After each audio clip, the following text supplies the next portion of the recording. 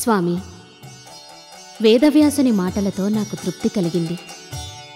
సాకార నిరాకారాల గురించి, భక్తి, జ్ఞాన, ముక్తి మార్గాల గురించి, దైవత్వం గురించి, పరమేశ్వర తత్వం గురించి, ప్రణవం గురించి చాలా అద్భుతంగా తెలియజేశాడు. దేవి, సమస్త వేదసారాన్ని మదించి పరిపూర్ణంగా గ్రహించి పురాణ వాంగ్మయంగా మలచిన జ్ఞానస్రష్ట వేదవ్యాసుడు. ఏకం సత్ విప్ర బహుదా వదంతి అన్న వేదసూక్తి ప్రామాణికంగా దివ్య దృష్టితో పరికించి అష్టాదశ పురాణాలను అద్వితీయంగా అజరామరంగా లిఖించిన వేదస్వరూపుడు. ఈ శివతత్వాన్ని సంపూర్ణంగా తెలుసుకున్న తపస్సంపన్నుడు. అష్టాదశ పురాణాల్లోని ఒక్కొక్క కథ, ఒక్కొక్క గాథ ఆ పరతత్వాన్ని ప్రకటింపచేసేవి. సృష్టిలోని సమస్త కష్టాలకు, కన్నీళ్లకు, వివాదాలకు, యుద్ధాలకు హేతువు అసంతృప్తి మాత్రమే. ఆ అసంతృప్తి అటు దేవతల నుండి ఇటు రాక్షసుల వరకు చివరకు మనలోనూ జీర్ణించుకుపోయింది. అసంతృప్తికి మూలం అజ్ఞానం.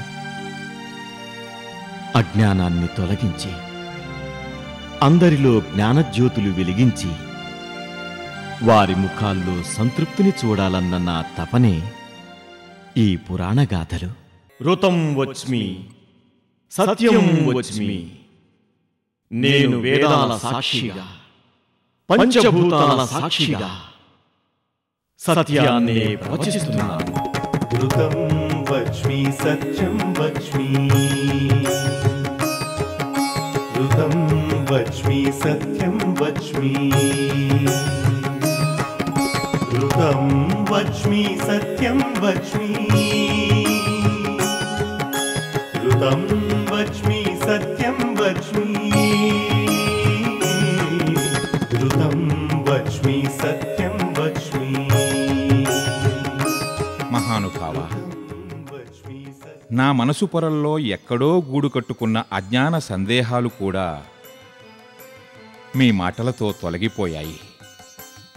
మీరు అనుమతిస్తే పురాణ పఠనాన్ని ప్రారంభిస్తాను. అవశ్యం. ఎక్కడ పురాణ పఠనం జరుగుతుందో అక్కడ వ్యాసుడు సూక్ష్మరూపంలో అదంతా ఆలకిస్తాడు. ఈ పవిత్ర నైమిసారణ్యంలో జరుగుతున్న పురాణ పఠనాన్ని ఏదో ఒక రూపంలో నేను ఆలకిస్తాను. ధన్యోస్మి మహానుభావ, ధన్యోస్మి.